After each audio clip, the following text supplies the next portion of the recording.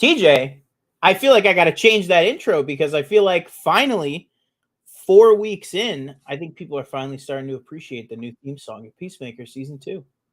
Yeah, I would agree with that. I'm kind of the same I'm feeling a same wavelength. in the tone and tenor of the people. Welcome back to the Planet Film Network. I am one of your hosts, Sean Monk. I'm your other host, TJ Cornwell. And tonight, as the title would tell you, we are getting caught up from missing out on last week. Obviously, we took a week off of the show just with everything that happened last week, with everything in the country and in the world and everything like that. We just decided to take that week to just take a breather and then regroup and circle back up with Peacemaker this week. So that's what we're going to do. We are also going to talk a little Star Wars movie. Which one? Is it the next one coming out? You better believe it's not. And we're also going to talk a little sad news about the passing of a kind of huge Hollywood legend icon, everything like that. So we're going to get into kind of all of that stuff right now, as you guys know, in the live chat, as well as in the description right below this video. We are going to have for you the URL that you can click to actually go ahead and call into the show. Like it says in the description, just make sure that your microphone is on and your camera is off. That just makes it easier for us. That way we don't have to mess with the layout.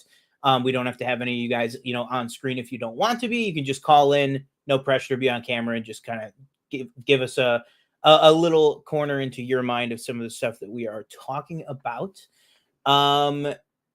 So yeah, TJ, let's go ahead and jump first and foremost into kind of an unfortunate thing.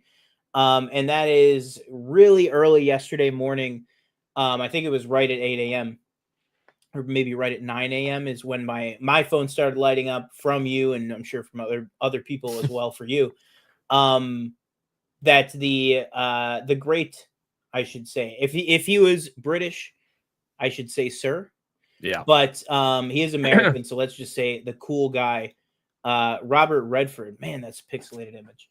Robert Redford passed away at the age of 89, just about a month after his 89th birthday. Obviously leaves behind an incredible legacy, both in front of the camera, behind the camera, on the screen, off the screen. Just a real world opportunity giver for so many filmmakers and different charities, everything like that he's always constantly been a part of. But then also, all of his great works of starring in these huge films of the 70s and somewhat into the 80s. And then obviously a little bit in the 60s, to some of the more modern stuff that he did, some of the smaller dramas that he did, but also some of the biggest, franchises in the world, particularly Marvel, that he was a part of. Right up to the end, his last credit being Avengers Endgame, which, good movie to go out on, to be the either the biggest or the second biggest movie of all time.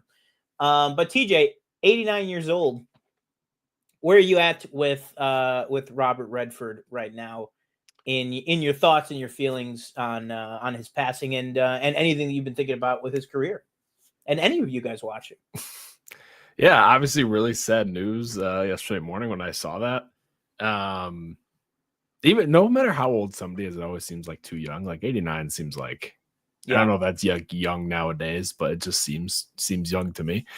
Yeah, from however, countless classics he's either starred in or directed. We got Ordinary People, All President's Men, Butch Cassidy's Sundance Kid, great movies, but also, like you said, like everything he contributed to, like the art form and like the Sundance Institute and the festival, and just kind of giving up and coming artists a place to kind of work on, whether they have like a script or anything of sorts.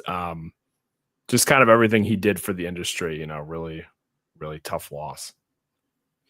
Yeah, I mean, I obviously on my wall right here, I have they're mini posters, but only because there's only so much room that you can fit in here. But every single day, literally above my, like, where my headboard would be, I have All the President's Men and Ordinary People and Lawrence of Arabia as my three not necessarily permanent favorites, but let's just say all three of those have rotated in and out of my letterbox top four. And they are definitely all three very special movies that I love. Obviously, him super involved in two of them, with starring in All the President's Men along with Dustin Hoffman, and then directing Ordinary People, which is just one of my favorite movies to watch, rewatch. Obviously, we're huge fans of the Cinephiles podcast. They did an incredible journey. I think it was a 3-part journey through Ordinary People, and just even though he's not in the movie, they are that through that whole podcast series, they're talking about Robert Redford the whole time, because he was such a big component of getting that movie going, and then obviously led him to win his first Oscar for Best Director. This huge actor that, talk about Ben Affleck, you talk about all these truly incredible actor directors that have worked, and he, Orson Welles even, and he's one of the big ones right up with them. So definitely a huge loss. Like you said, I've just been thinking about so much. I'm like 89. Also, you'd be remiss to forget to mention meme icon as well. Of course, yeah. I should have had the meme pulled up. I really should have. But yeah, obviously the smiling fishing thing, that's like so ingrained in all of our generation, and definitely people younger than us. It doesn't even like feel like it's him anymore when I see that. No, it just feels like it's my phone. I knew it was him. Like, yeah. I've done this. I go through this thing like where I said to you, I was like, I always forget that this is actually him and not Zach Galifianakis, because it looks exactly like him. But like, you go through this thing where it's like, yeah, okay, it's Robert Redford, and then like months go by, a year go by, and you see it again. You're like, oh yeah, it's Zach Galifianakis. So it's like, no, it's Robert Redford. Yeah, literally. It looks like we have a caller up top here. Caller, are you calling to talk about Robert Redford? If you're all set, can you mute and unmute your microphone? Oh, no. Let's see. We may have a caller on the line. Well, we will see if we have a caller on the line. But yeah, like I said, obviously incredible, all the stuff that we talked about. Like you said, the Sundance Institute. And then obviously I feel like we got to take at least a second. Head of Hydra himself, Alexander Pierce. Yep. I mean, what an incredible, again, it was in this era. It looks like a caller dropped off, but caller, feel free. We're going to take more calls more towards the, okay, maybe the caller's good. But yeah, let's, caller, just flick your microphone, let us know when you're ready, and then we'll pull you in. But yeah, with Alexander Pierce, it was during that time where Marvel was really going, we're going to grab this incredible filmmaker out of obscurity, and then we're going to bring this Hollywood icon into our movies. And they did like 5 of those in a row. Obviously, like people like Kurt Russell, Michael Douglas, even Michelle Pfeiffer, really, and then obviously Robert Redford. But just what an incredible role that was for him. I mean, I love movies like I loved him in Pete's Dragon. That was a really good movie. Obviously a live action Disney remake. And then obviously All Is Lost. Did you see that one? I did. All Is Lost. And did you ever see The Old Man and the Gun? No. That's a movie. I mean, TJ can speak to that. That's a movie that I've been hyped on since day one. It honestly might be my favorite performance of his, because I watch that movie like once a year, and him and Sissy Spacek in that just have such a, kind of reminds me of the Netflix show Grace and Frankie with Lily Tomlin and Jane Fonda, where it's just these older people, these older Hollywood legends that are just like, they're so in their bag, like they're so in their corner in the movie, just relaxed, moving through it. Danny Glover is also a really great supporting role in that movie. But yeah, all of his stuff right up until those last 4 credits that I just mentioned. And then obviously a very small, but still like a 2-minute scene in Avengers Endgame, where he's part of the time travel sequence that they get Robert Redford in there, which is just incredible. But yeah, anything you want to say on his more like modern stuff, or his last, let's say, leg of his career? Yeah, I mean, as far as like modern, honestly, the only thing I've seen him in is like you Winter said, Soldier. Winter Soldier, and then Endgame. But yeah, Winter Soldier, man, he's like, and again, part of one of the best movies in the MCU, probably. Well, two, I guess, technically with Endgame, but just a really good villain in that movie, and definitely is a big part of it and makes the movie what it is. Yeah, and right after I say this, caller, we're gonna bring you in, so just hang tight for 1 second. Yeah, though I love that you said that the way you said it, because it's not a small role. It's not a small role in that movie. He is, I think, even in terms of screen time, like number 3 or 4. He is in a lot of that movie, and it just I mean, honestly, I'm thinking back to the MCU, and like acting wise, tension wise, suspense wise, maybe one of my favorite scenes the Russos have ever directed has got to be the scene where he comes out from his like workout room and Bucky's in the kitchen and he's like pouring milk, and his maid walks in and he grabs the gun and he goes, oh, he goes, murks her. Renata, I really wish you hadn't to come back in.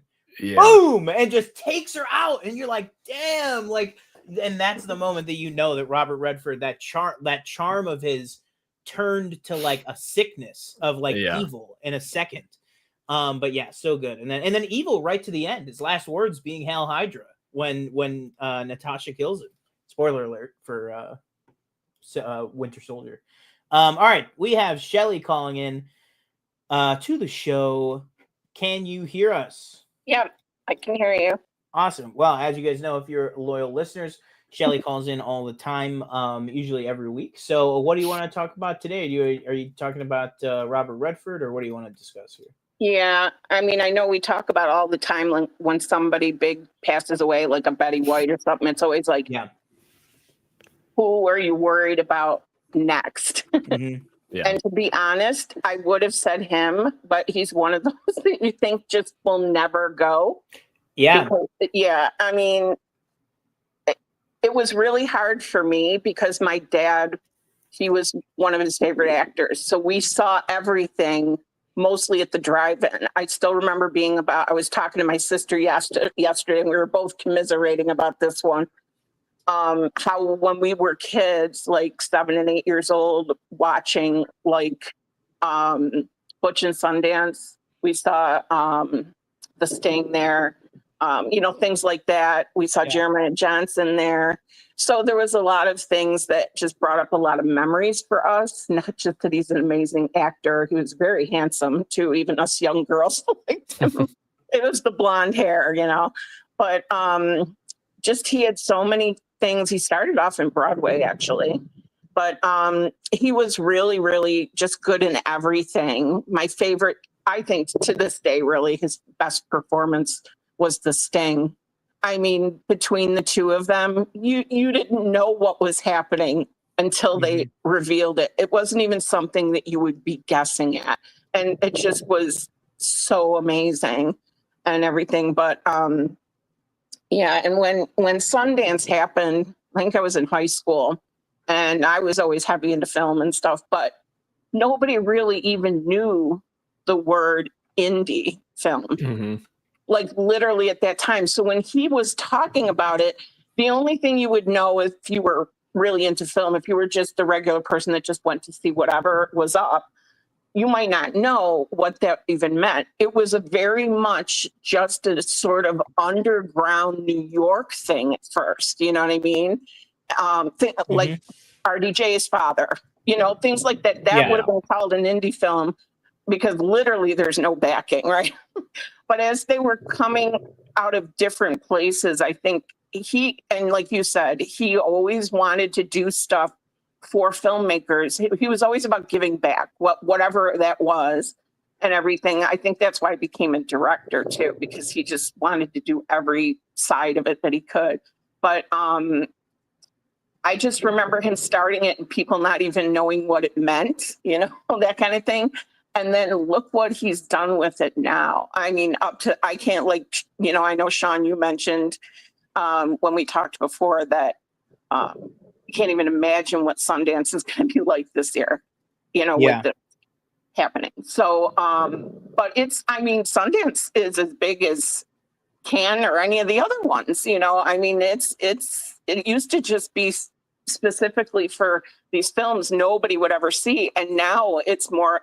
I mean, there's still that, but there's also the things that are still considered sort of indie, like, but A24, all those things aren't that anymore. You know, they're mainstream now. And I don't think any of that would be happening if it wasn't for him in Sundance. I really don't, you know, because Cannes has turned into just how many minutes is the ovation and what are they wearing? You know what I mean? Yeah. And I feel like, you know, Sundance is still to this day. It's the career maker. Right. It's not like stars don't go to it. They do, but it's just so different. It's so down to earth, and that's all because of him. Yeah. So I think that nobody's really done,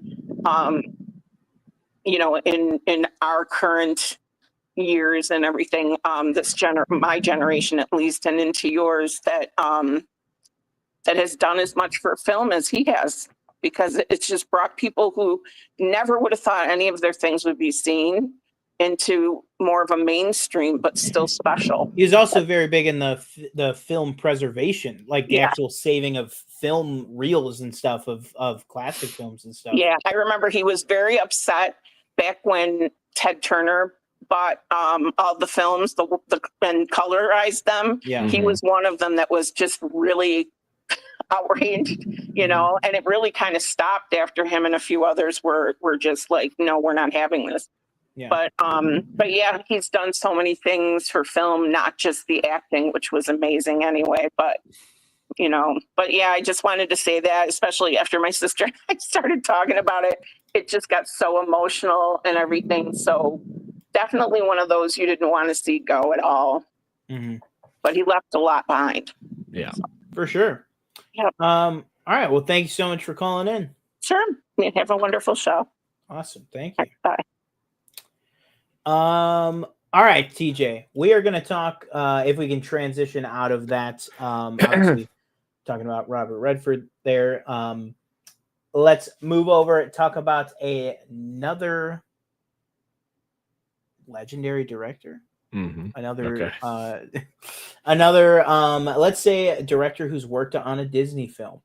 And that is, of course, Sean Levy, who is now taken to social media for his second surprise post there for us to give us a look at Star Wars Starfighter, which is due out in theaters June 2027. So I'm going to throw it up on screen here, and I just want to know initial thoughts. What are your feelings? How is this getting your hype level building? And why do you think we're right now getting a little bit more light shed on this movie than maybe even like Mandalorian and Grogu?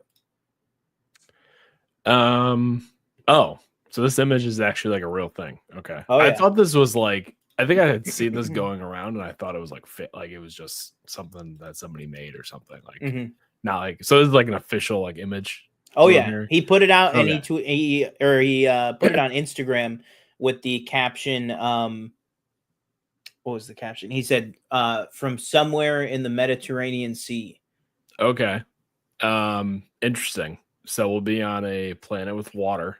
So we got that. Yeah, I think they want you to be excited for this movie, and I think you should be. Let's be honest, Mandalorian and Grogu. I mean, you know, what are we really getting with that movie? The last season was kind of, you know, I think we could all agree season 1 was the best, and ever since then it's kind of dipped in quality. Season 2 was obviously good with how that ended and all that stuff, but ever since then I would say it's kind of gone slightly downhill. I think we would all agree on that. So I would like to think like this is probably the next real kind of Star Wars movie. And Mandalorian and Grogu is just kind of like, you know, we're gonna end it all with this movie. But I'm excited. I mean, they're stacking the cast. We'll say that. We got Ryan Gosling, Amy Adams, Mia Goth, Matt Smith, and Aaron Pierre. You know, that's a lot of pretty big people in this movie. And I know some people are kind of worried about like, oh, is this gonna be like, oh, we're rescuing the kid or something like that? I mean, hard to tell from one image right there, but I feel like I don't really get that vibe. they must. I'm gonna imagine they're kind of in this together, where it's not like, you know, Ryan Gosling is just gonna rescue this kid like 3 times throughout the movie. You know what I mean? Yeah. So that does get me a little bit more excited, and I like Sean Levy as a director. I liked Deadpool Wolverine. I liked The Adam Project. And then what else has he done that I've seen? Cheaper by the dozen. Cheaper by the dozen. Free Guy. Free Guy. Yeah, Free Guy. So I would say I'm a Real fan of Steel? his. I've never seen Real Steel. Oh, So I would say I'm a fan of his, but I'm excited to see what he does with Star Wars and where this kind of leads. Yeah. I Do you think think I mean, we've heard, you know, speculation and really just theories online about, you know, could this movie maybe not even necessarily be about finding Rey, but could we see at the end of this movie Rey coming to see this kid or something like that? And then, because we know that this movie is set 5 years after Rise of Skywalker, and that the Rey movie is set 15 years after the Rise of Skywalker. So is this something that you could see, you know, maybe Rey comes in at the end of this movie, the kid goes with Rey, and then, you know, 5 years later we have, you know, an older actor playing the same character? I think I kind of hope not, because their track record lately is not good with things like that. Yeah. So like coherent storytelling, you mean? Yeah. So I would say I hope it's just its own thing. But you saying that it's how many years? 5 years after Rise of Skywalker? This one is set 5 years after Rise of Skywalker. Yeah. I wouldn't put it past them to do that. I think if you do go the whole movie not knowing that it's connected in any way, shape, or form, and then you kind of have that maybe at the end, I think that could work. You know, I think it's probably a dangerous thing to build this whole movie around, oh, Rey's going to show up at the end. She's like, this is going to connect to her movie. I think that's, if you're going to do that, just do it. Like, just do it quickly at the end. You don't have to, like, you know, make her kind of, and obviously Daisy Ridley's not going to be in this movie from what we know. Like, you know, I'm just trying to make it so I would try to make it so it's like, it's, you know, it's loosely connected, but it's not like a part of the overall story. Like you'd have to keep it like crazy secret. Yeah. You know what I mean? Like you'd have to, because I agree with you. And I think that should be, honestly, you know, and Patrick H. Willems did a great video this week on digital de-aging and, you know, deep fakes and digital actors and stuff like that. So, but ironically, that was a good video you guys should watch. But it'd have to be like the end of Rogue One, like a Leia level cameo in Rogue One, where it is just like, well, kiddo, I never said I was taking you home. Right? That's Ryan Gosling. And then he goes, "What do you mean, Mr. Starfighter?" And then he opens the door and it's Rey. And he goes, "I was taking you to her." You know, I think that will be incredible. It looks like we have an actual or another caller here calling in. Caller, can you do me a favor and can you cycle your microphone mute on mute just so I know that you're ready to be brought in? All right. It looks like we have a friend of the show, one-time guest, two-time guest, Alex Frank, local filmmaker extraordinaire. You are with us on the Planet Film Network. What would you like to talk about? What are we doing? The Star Wars film that's currently in production right now. Which one? That one. All right. Starfighter, I think, right? Yeah. What's up? All right, cool. All right. I'm here to express my concerns for Sean Levy Star Wars film. I just don't know if it can work. Please, someone tell me otherwise, that it could work. Tell me it could work. Can't tell you that. With their track record, I can't give you any assurances that it will or will not work. I do think that if it works, or sorry, I should say if it doesn't work, I honestly would at this point, I would be more worried about not even about Kathleen Kennedy. I would just be more worried about the Lucasfilm structure and team, like getting this thing over the finish line more so than like the Sean Levy aspect of it. You know what I mean? Because it's like, and I know Alex, you've watched, you've watched Empire of Dreams, right? The old bonus feature or documentary or something? Yeah. Yes. Lucasfilm still operates like that to this day. It's very unlike production for any other company. I mean, yes, there's tons of stuff farmed out to, there's Lucasfilm Indonesia, Lucasfilm India, everything like that. And other houses that they do that, they work with Weta sometimes. But my point being, I just feel like the whole infrastructure of Lucasfilm, then everybody at Skywalker Ranch, that's what I feel like has been so shaky. You know think what it's I mean? run like a mom and pop shop? Well, in a way, it is. I mean, Right. in a way, it's like Kathy just- Kennedy and John yeah. Knoll get in a room, and that's the way it's been for the past 17 Right. years. And maybe Dave Filoni's going to be in that room soon. Maybe Carrie Beck's going to be in that room soon. But that's still largely how things are done there. And then you get Ben Burt in, and they go, "What do we want to do for the sound on this one?" And that's very much contributes to the flair and that authenticity that you get from really great Star Wars projects or really rich Star Wars projects, even something like a Skeleton Crew or Andor or this movie is yet to be seen. But some of those really, the ones where you can tell that the care and attention were put into it. But then you get something like an Ahsoka, and I know, Alex, to your question about a movie, I think I agree with TJ that it's just hard to say right now one way or another, given the fact that it's been 6 years since a movie was released, almost 8 years since they had a film in production.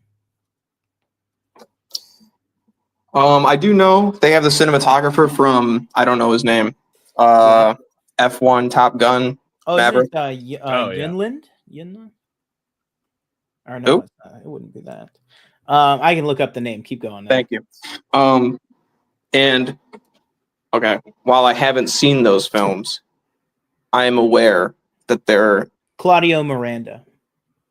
They're shot pretty well, and I like the innovative mount stuff like on the vehicles, and I think that suits or that could suit Star Wars very well with like X-wing stuff or like some new spaceship that we haven't seen before. Yeah, that's like what he's talking about with the. Yes, that kind of thing. I think that'd be very cool. So I'm, that's my silver lining is that kind of thing. I'm nervous because Mandalorian is probably it's probably just going to be like a really good episode of Mandalorian. Yeah. In my mind, I've kind of already put that on my, my sights. This film has as well. Yeah, when are we getting another update on that? It feels like it's been a while. As what we were just talking about before you called in, is that exact thing that it's like what TJ kind of said, probably a harsher word than I would use, but I know he means it lightly, but he was like kind of considering Starfighter to be the real like comeback of Star Wars films, where it's like, and I definitely agree in a on paper sense of, we know 100% that this is the Moana 2 thing of, we know that this was season 4 then transitioned into a movie. Not to say that is any indication of the quality of the final product, because we haven't seen it yet, but it's definitely an indication of the production cycle of what we're going to see, and it's definitely an indication of how they're treating kind of the Jon Favreau stuff right now, whereas 2 or 3 years ago, I want to say it was Celebration 2021 or 2022, perhaps, because they got fuzzy with COVID there. But all the talk was Dave Filoni movie tying everything together, and this Mandalorian Grogu movie was nowhere to be heard of. Now we have the Mandalorian Grogu movie, and I don't even know when the last time they talked about the Filoni movie was. I mean, is that even still happening? I mean, Ahsoka season 2 is going to be next year, I'm assuming. But yeah, just a lot of questions right now with kind of. I did not mean to derail with the Mandalorian question, and I don't want to take up too much time. I wanted to say one thing about Starfighter, and I think this is my like best case scenario with that movie is, you know, I don't know the release window. In like a year from now, when we get the first trailer, we go like, oh my God, those X-Wings, they look so real. It looks so real. Like, what's the difference? Why do they look so real? And then like a month out from release of the film or something, there's like a featurette with Ryan Gosling where he talks about how they built an X-Wing body on top of a fighter jet and they filmed it for real. And it's like, whoa, that's why, you know, that's my best case, you know, Hail Mary scenario there. Yeah. I hope they do it. Now, I hope they do it.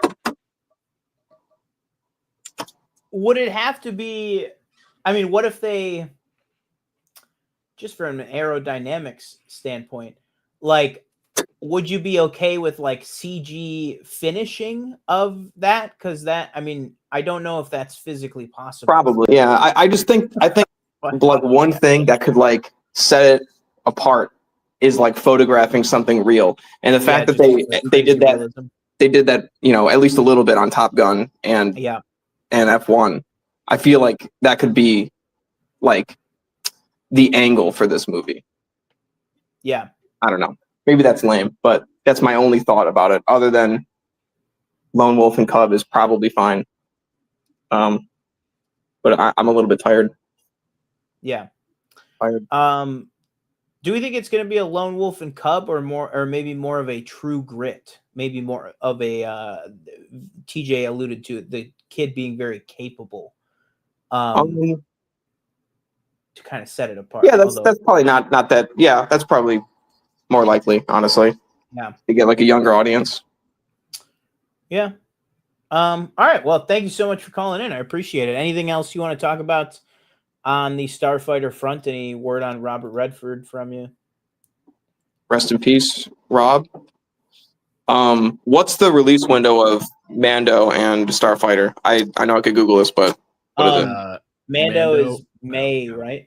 Yeah, May 2026. Yep. Yeah, and then Starfighter May next year. Oh my God. Yeah, and then Starfighter is June. Any of those getting pushed? I don't think so. No, I don't think so. I mean, unless something real bad happens, like, you know, if we get a Henry Cavill kind of story with Highlander this week, that's like Ryan Gosling broke leg, just like what happened with Harrison Ford on The Force Awakens. But yeah, it's something like that, then maybe. But I feel like right now they just got so little going on over there. I'm like, you got to be able to get 2 across the line. It's all they're working on. There's no shows in development. They could sub me in if they need to. Fly me out. There you go. Get him in there. All right. Thank you guys very much. Have a wonderful rest of your show. Boom. Thank you. All right. Thank you so much for calling in there. TJ, I think it's time. Yeah. Would you say, do you really want to taste it? Or would you say, Julian, it's a hungry world? I will say, watching the last episode, the song did grow on me. I will say that. I said that too. All right. Welcome back, everybody, to our Peacemaker review. We are going to be talking episodes 3 and 4 here, kind of a combined 3 and 4 discussion. But we are going to start off with episode 3, which was technically the one that came out last week for our purposes here on this show, but it's been almost 2 weeks now since episode 3 came out. But we are going to get caught up here. So TJ, episode 3, we kind of have a loose outline here of just some of the stuff if we want to just kind of bounce around. But also, this episode was a lot to do with the second Earth, Earth 2, Earth X, whatever you want to call it. We got the epic return of Rick Flag Jr., played by Joel Kinnaman, who is obviously back in this show. Not really sure in what capacity or what total capacity that we're going to see from him. But it was fun seeing him back in the show. And then back in the regular world, we have kind of Sacha Bordeaux kind of moving the Argus people in for kind of another swing on Peacemaker, trying to crack down on his house to figure out what is going on with this portal in this door, so that she can report back to Rick Flag. We got the return of Judo Master. And then we got to see Chris kick some absolute ass and remind us why he is the Peacemaker and why he's an awesome, capable superhero with no accoutrement in sight, just himself and the will to do it. And then obviously we got a couple of scenes here with Chris and what we'll call Harcourt 2 walking around, and then we get this kind of, should we say, authoritarian mural? I don't know. Definitely got shades of The Interview, and where that movie is set in this earth. But we're definitely going to do plenty of talk right here, right now, about what we think is going on with the Second Earth and what that society might be like, and we're going to speculate on that a ton. But for right now, TJ, how did you feel about episode 3?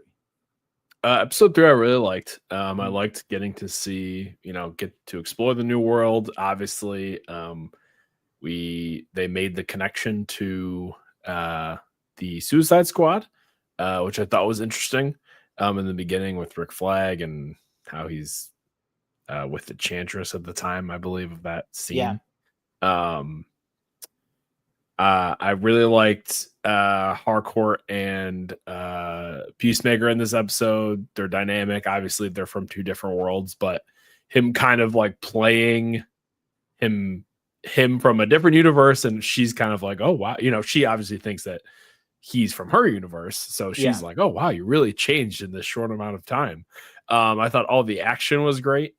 And I thought Joel Kinnaman really did a great job. Just kind of his comedic beats in the like other dimension. I don't really remember much, honestly, from what we saw in like our actual world. It was mostly them kind of recovering from the party. Right. And then doing the like vigilante spider facts bit. Oh, right. Yeah. So there wasn't really much on it. It was more focused on Chris kind of in the other dimension. Oh, yeah, for sure. Yeah. Another thing to be said is these episodes 3 and 4, they're only like 35 minutes. Right. They're pretty short. Yeah. I thought all that was pretty cool. But like you said, the main focus of this episode I really enjoyed. I made it a point too when I was watching to look in the background, are these all white people walking around here, and I could have sworn I saw people that weren't white walking around, but everybody else seems to say that it was just white people. So maybe I was just seeing things. Honestly, the closest call for me was this guy. Yeah. But you don't see his face probably, right? Yeah. But quick aside here. So I don't know if even you know this, TJ, but apparently we are good enough. I don't know if you saw this in the email. We are good enough that I signed us up a few weeks ago when Peacemaker started I submitted our YouTube channel to the official Warner Brothers press room website. And we got approved. So I actually I go into their asset library and I download all these images directly from there. Oh, cool. Okay. And so this is not a shot from the show. The reason I put a point on that is this is not a shot from the show. This is a production still. And you can see his white arm right there in the bottom, which you could not see in the episode. Because to me, the hot dog vendor was the guy I repeatedly was like, I can't tell, but his hair was so dark. I just assumed that he would have dark complexion or whatever, but he never show, like his head never turns enough because he's got like these bangs and stuff in his face. But yeah, I will say maybe they're just doing a great job of making it not obvious that everyone's white. But if you're really looking for it, it is, because I too have been like, is that person way in the back? But even then, I don't know. And then I know that apparently there was an extra that was on the show that did an AMA, and they were like, is it true? And he was like, the only people I saw were white, but I don't really know. But he said, but you got to remember, we didn't even know we would be in an alternate Earth. We just got hired as people in a park, They have no idea, which made sense to me. So it's like, he's not really going to have any, spoilers or know anything more than us. But Yeah, let's episode 3, I guess I should give a little bit of my thoughts. Yeah. I thought episode 3 was really good. I really liked I really liked the Ozzy Osbourne song as they're walking through the park and kind of she's playing with the dog, and it's this very like almost Hallmark card like type of world that they're existing in, that obviously then literally blows up in their face with when the first of the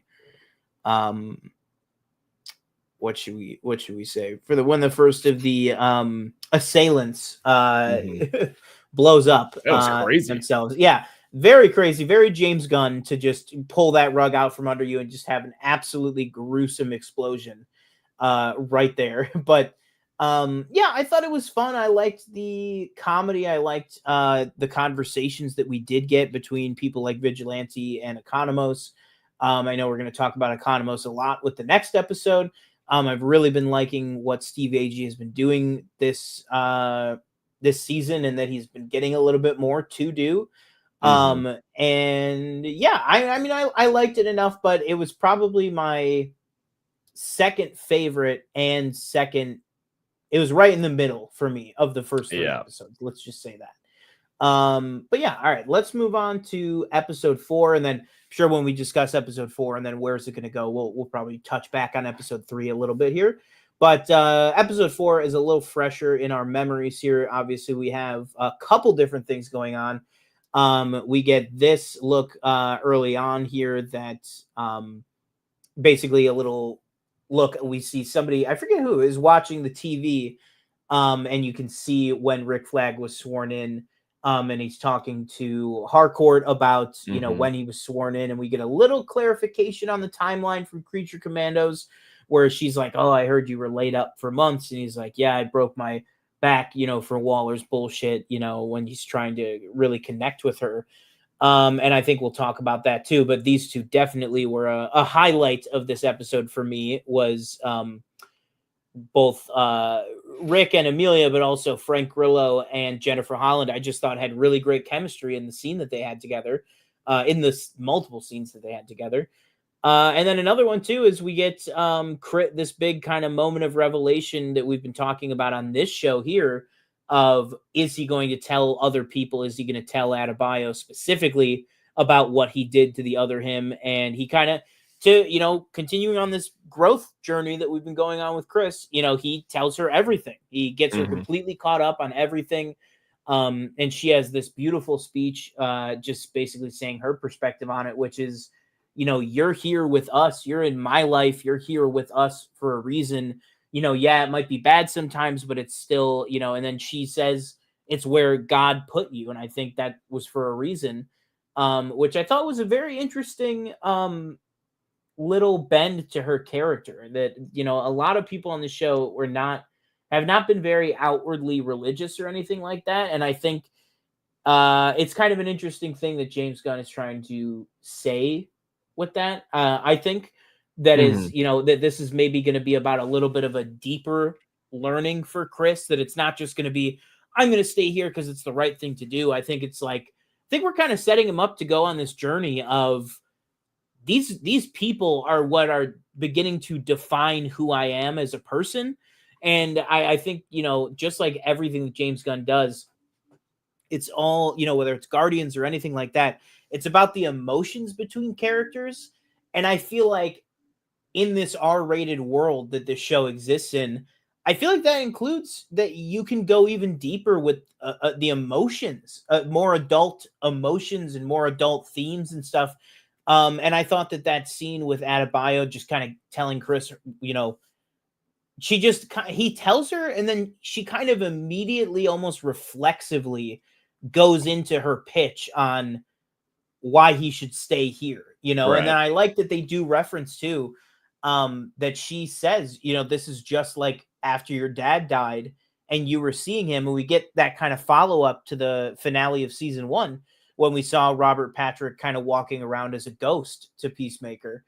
So that was cool to see that come back. But yeah, a couple different things going on. Then we obviously get the crazy showdown at Chris's house. where we get Rick St. Wild, played by Michael Rooker, who is the Eagle expert / Eagle hunter. We got Judo Master coming back again, who gets into a crazy fight with Chris. That is just maybe the most terrifying that I've ever seen John Cena be on screen. But again, kind of two great weeks for the action for Peacemaker in a row, where we haven't really seen him in action that much this season. But yeah, where do you want to go for episode 4? What do you want to kind of talk about, and roll right into where you think it's going to go next? Whatever you want to do. Yeah. At first, I'll say I think what I first said about this episode was it was probably my least favorite. Yeah. And I think I came away thinking that just because in the moment after it, I was just kind of bored.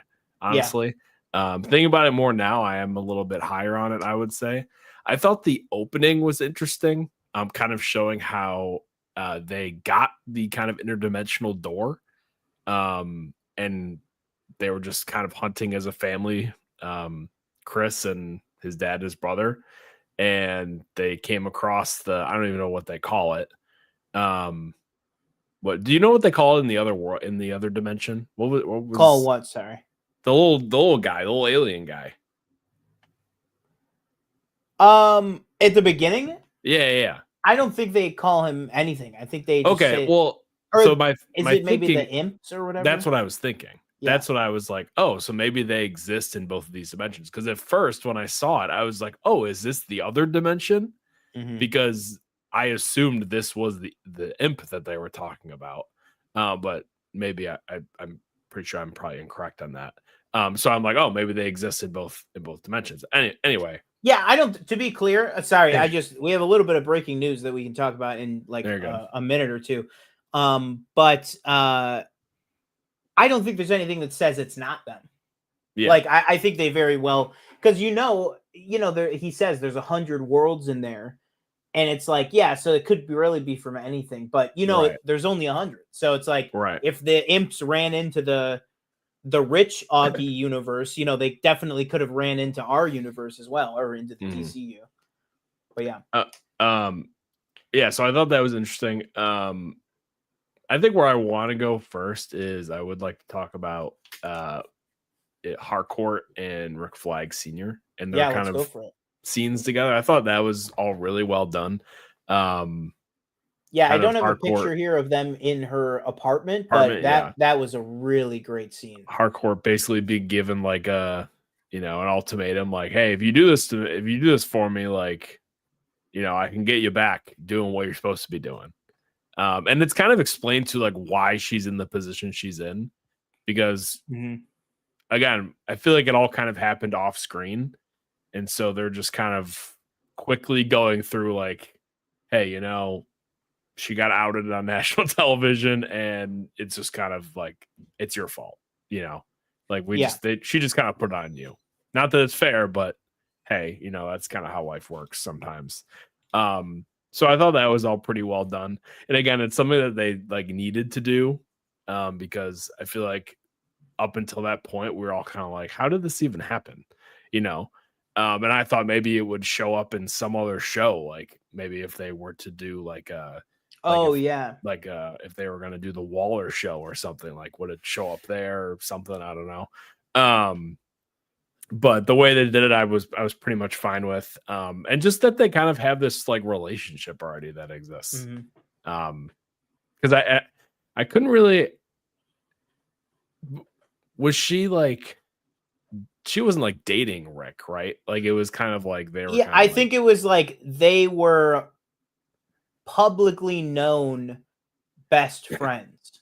Oh, okay, yeah. And that they were privately, because she says, rather innocently or naively, she's like, don't break up with June. I don't want to ruin our friendship. And he's like, looking at them both half dressed, and he's like, Amelia, I think we've already ruined our friendship. Like, I think we've already crossed that. And if I had to guess, I think what the scene is telling us is that he is too professional. And again, one of the things we're tracking on our reviews here is all these great Rick Flag scenes. We didn't get any of him in episode 3, which was a little disappointing, but we got a ton of him in episode 4. I'm sure a ton for the rest of the season too. but is really tracking that Rick Flag character of that he's not a villain. He's so, tunnel visioned in on like, I'm in charge of Argus now, first order of business. I am getting to the bottom of all the justice I need for my son's death. And it's like, for us as an audience, the unfortunate thing about that is we know that Peacemaker, our main character, is the guy who killed his son. Right. And so everything, all the drama, all the tension, all the relationships, it all hinges in a way just as much on Chris as it does on Rick Flag Jr. And I like that this season is really dealing with the Rick Flag Jr. of it all. And I think particularly the fact that he feels, whether he knew or not, I think it's huge that they both call him Ricky throughout that whole scene, because we've never heard anyone else call Rick Flag Jr. in either movie. We've never heard anybody call him Ricky. And so that to me was like, that's the name that his dad uses, and that's the name that like his best friend used, And I think that was just such a great scene. And how great was Frank Grillo in that scene of just when he walks in and sees the TV mount with no TV on it. And he's like, he just has that moment of registering what that means, that it's like, she is so desperate for money right now and for any sort of income that she's literally selling her TV. Like, and it's almost like, I feel like, well, I'll ask you, what do you think? Do you think he went there knowing, okay, I'm going to try and get her to get me Peacemaker? Or do you think he went there more wanting to help somebody that he genuinely cares about? Or kind of where I fall on it is, I think he went there to ask her to help get Chris, but didn't quite believe, or just didn't really think about how desperate she was until he saw kind of the state of her apartment. Like, I think he was going to come in a lot hotter. Yeah. But then once he saw the situation, kind of like cooled his jets a little bit. Yeah, I could see that. I kind of took it just as like a little bit of both. Like, hey, help me out and I'll help you out type of thing. But I could see where you're coming from, where it's like coming in more kind of heavy. But it's like when you walk in there, it's like, oh shit, like you're you're in a really dark, tough place right now. Let me chill out here. But yeah, I could see it from kind of both perspectives. And as we know, I mean, maybe I shouldn't. Is it really a spoiler? Just like, because it's in the next week on Peacemaker type thing. I haven't seen it, so I guess we'll find out. Well, I mean, if you want to go for it, I don't know. It's just like tomorrow. He's being questioned, so I'm assuming that she kind of. I mean, we know that she's headed to meet him at the end of the episode, so I'm assuming she kind of follows through with that. And then how he. Yeah, on that, I mean, I don't have a picture of it here, but I actually, in the moment, you're because in the very end of this episode, you're just kind of on this one steady shot of Chris in the car, and to me, it's almost like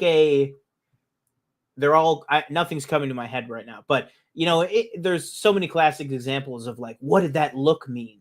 In movies or in TV or something like that, and I almost took his look to be like.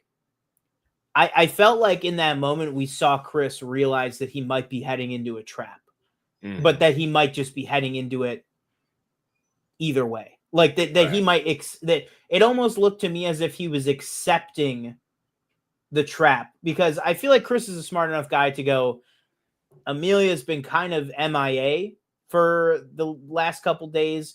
Can we trust her? Can we trust Economos? And he's like, well, if Economos is out, which we also kind of see here that he tries to, cover for himself, but then a whole bunch of other things happen. But, if Economos is kind of helping Chris with texting him on the side, trying to help Eagly, all this stuff that Economos has been doing, honestly, in this moment, I think at the end of this episode, Chris doesn't really know where the real Amelia's head is at. Like, he's like, maybe she would sell me out. And I think you're right. I think maybe she is. I think that's what we're going to see in the next episode. And then I think that's going to swing the pendulum back again and just be a whole nother really interesting angle to their relationship of why did she feel like giving him over this guy that she really loved? Why was that less important to her than getting her career back? Yeah. But I think all that stuff is just setting everything up to go to a really interesting place for the next few episodes at least. I don't even know. Yeah. Just dropped my phone. Go for something I thought was another kind of, and this is, and then we're kind of moving off like that whole kind of interaction too. Like I thought another strong part of this episode was Adebayo and Chris as well. Like they're seen together, like you talked about earlier, and her kind of telling him just because you go to this new place, no matter how great it is, obviously he thinks it's great, and I'm sure there will be something that makes it not great. But her kind of being like, just because you move places doesn't mean your issues are going to be like solved like that. Yeah. Which I thought was a really smart way of going about like explaining what he is going through. Something I will say is there is a scene like, and it seems to be there's at least one an episode at this point where it's a bunch of characters kind of in a certain scene just kind of joking around, and then the joke just goes like way too long. There's another one of those in this episode. I'm trying to remember what they were exactly joking about, but was it like the eagle poop joke? That one for me was a little. Well, no, that was cut like pretty. Like there's an extended scene at the end of the episode where it shows what they had, and I'm like, well, I'm glad they cut all that. But there was something else where they're all like going back and forth. Again, it's probably with Tim Meadows in it at some point, and it's just like this long running thing. It's like, okay, let's wrap it up here. Yeah. And I think Michael Rooker's character, I'm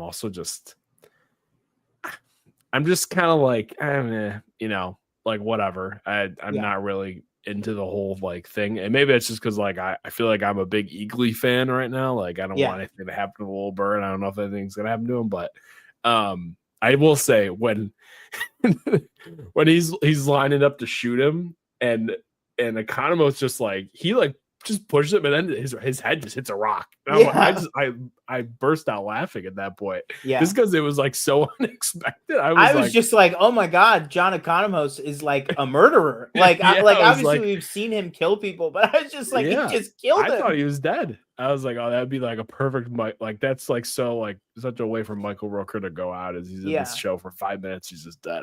Yeah. Obviously not dead, but I did think that was a very funny moment. Yeah.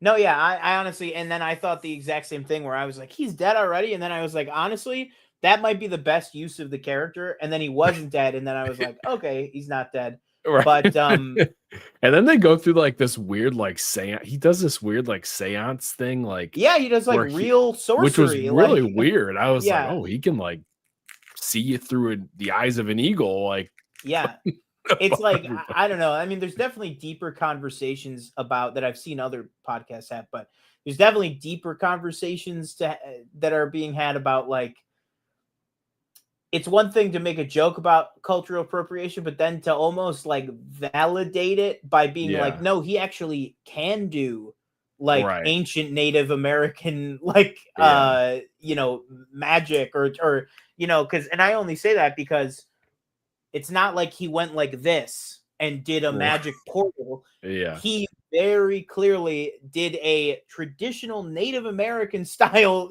ritual. And it yielded magic powers for him. So it's like, I only say it to be very specific that like the appropriation goes farther than just the feathers. He's like doing chants and like, stuff. And that definitely, it's an interesting area to explore with a DC character. But refresh my memory. In season 1, how big of a role did Judo Master even play? It's honestly bigger than I remember and bigger than you'd think. I think because he is in it he's during all the Goff stuff, so he's their bodyguard when they go to kill when Goff is a senator. So he's in the 2 episodes there. Then he's tied up in the base for 2 episodes.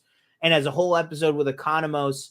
And then when the butterflies take over the police department and everything, they then break Judo Master back out to like be his servant. And then he's there in the finale. So he is in like pretty much all the episodes, just varying degrees of like importance, I guess. But yeah, I mean, I would say he probably has the most to do in these 2 episodes back to back, or maybe You just think? this one.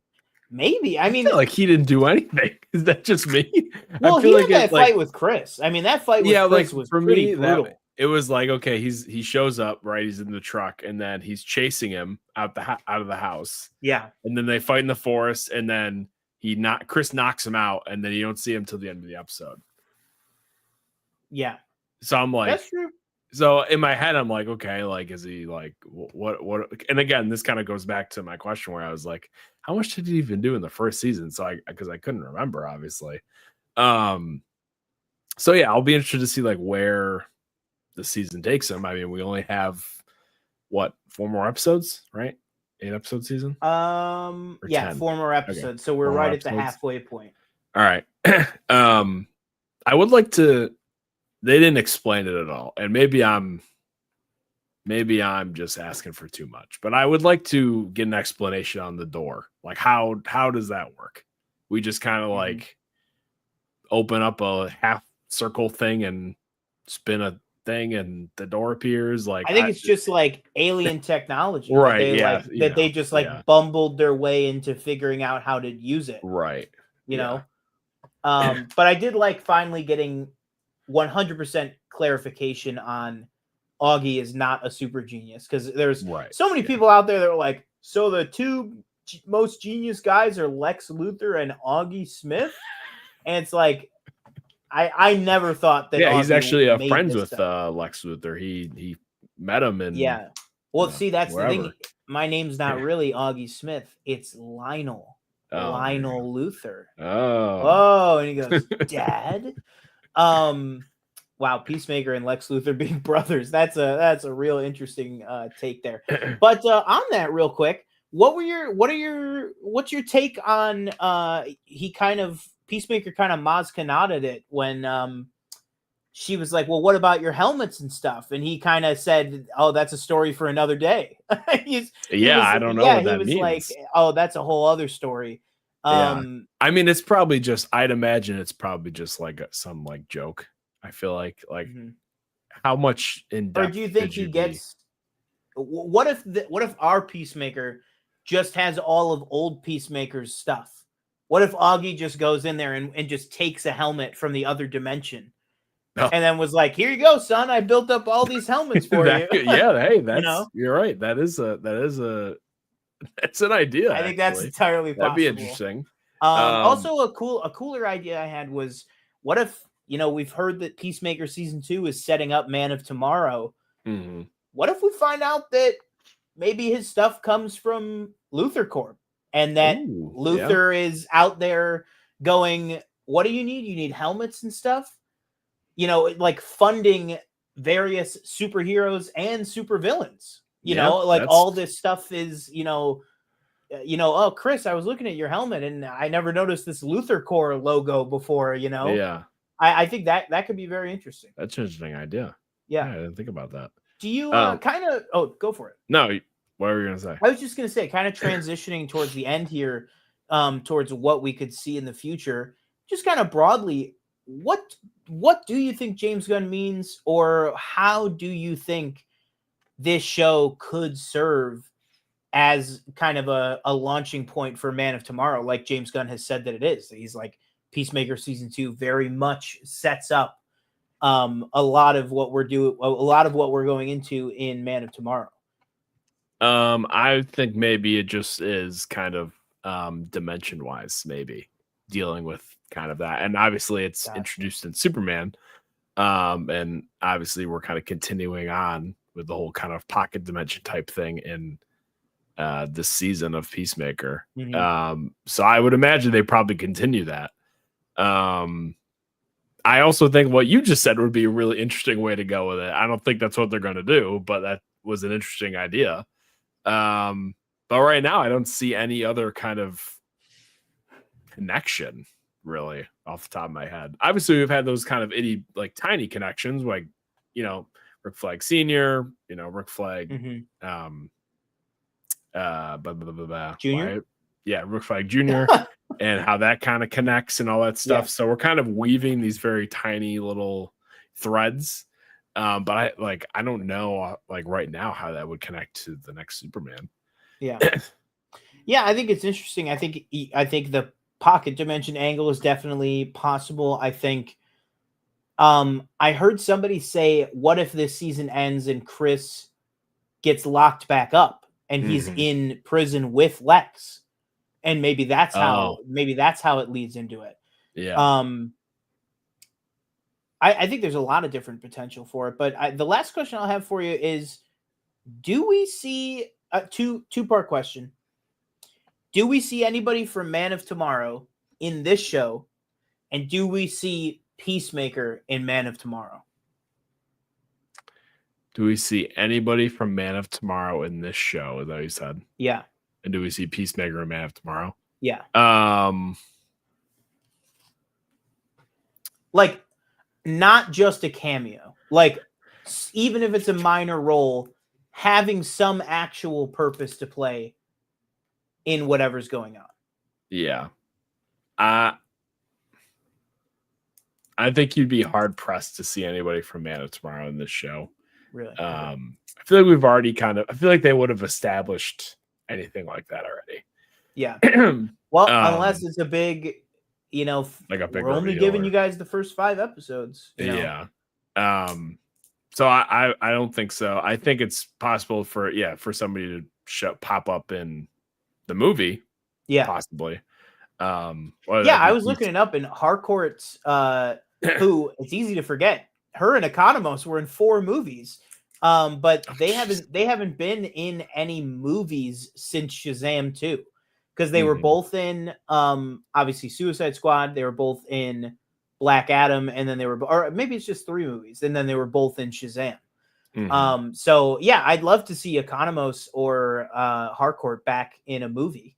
That would be awesome. I was frankly pretty surprised that we didn't see them in Superman at all.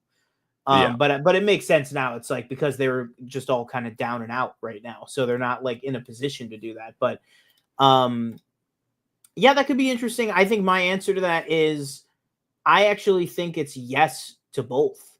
I think James Gunn has said enough times of, I've done so much with John, and me and John are going to continue to work on things in the near future. And, I don't think Peacemaker is going anywhere. I think this is going to be like a, maybe he's the Hawkeye of the Justice League.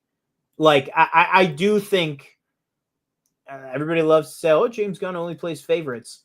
I do think that there is a reasonable chance that Peacemaker could possibly be in the Justice League. Like, by the time we get there, I think that like the character is important enough to James Gunn. It was really his launching point with DC, both the movie and the show. I think there is a chance. And then I actually do think there's a pretty good chance that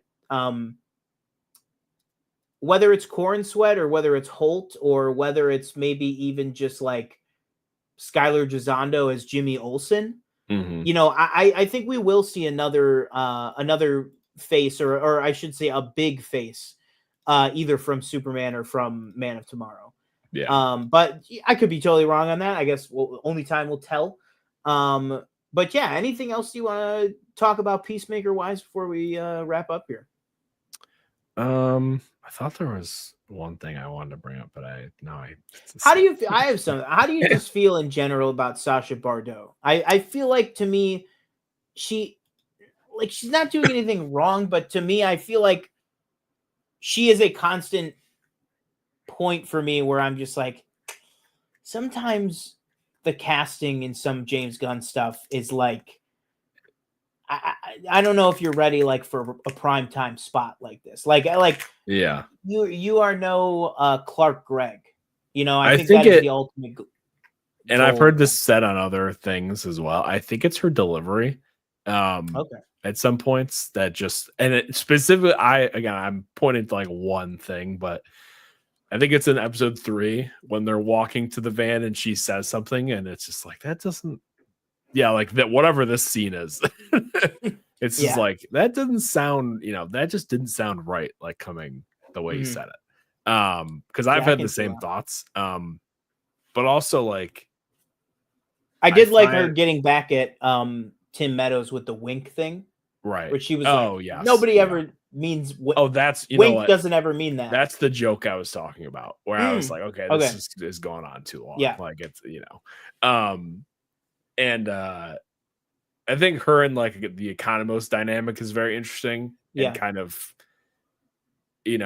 I'm assuming that they know that he is like playing them or trying to play them, obviously by stalling and all that stuff. Like, yeah, I mean, you see Rick Flag immediately go, take his phone. I don't trust that guy. Right. Exactly. So I think that all works great, but is there something more to her character maybe than just kind of Rick Flag's like, second in command? Yeah, that's what I guess.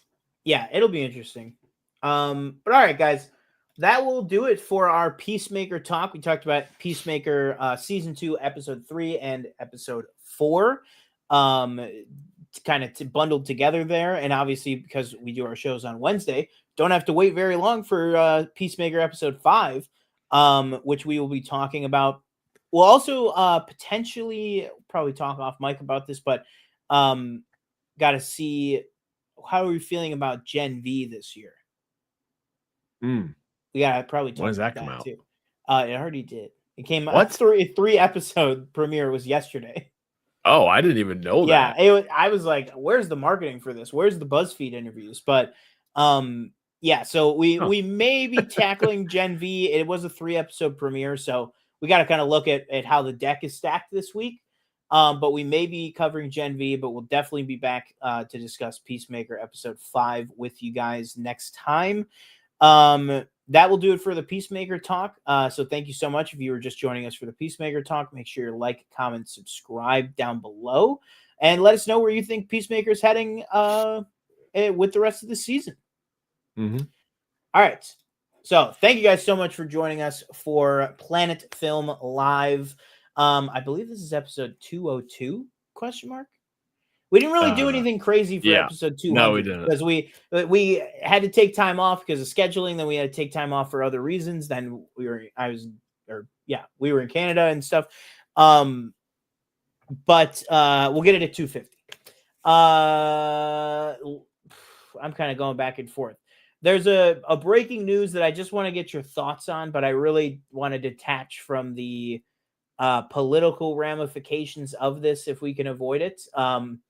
Have you seen the news at all?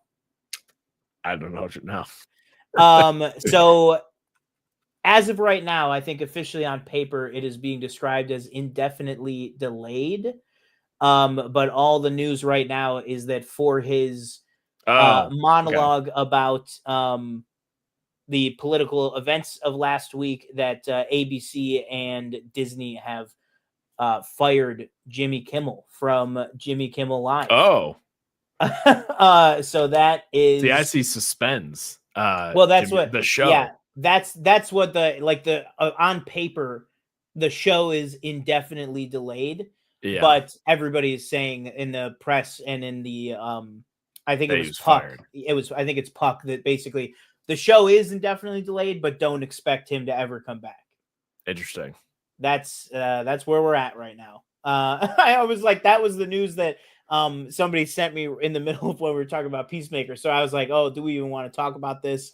But yeah, I just wanted to mention it at the end here just to see if maybe we'll catch up with any fallout from this next week. But yeah, crazy times that we are living in. Maybe this means Diego Luna will be the permanent host. The Town episode. Yeah, let's get Jimmy on the Town. Tell all, right? Jimmy and Guillermo, get him on there. That is crazy. He's like the face of ABC. That's gonna mean so much. But anyways, so there's that breaking news for you. That will do it for us this week on the Planet Film Network on this episode of Planet Film Live. I, as always, have been one of your hosts, Sean Monk. Make sure to like, comment, subscribe, all that stuff. That'll do it for me. I'm your host, TJ Cornwell. Thank you for watching. Please like, comment, subscribe. Follow us on social media, Instagram, Twitter, and TikTok. We will see you next time. Boom.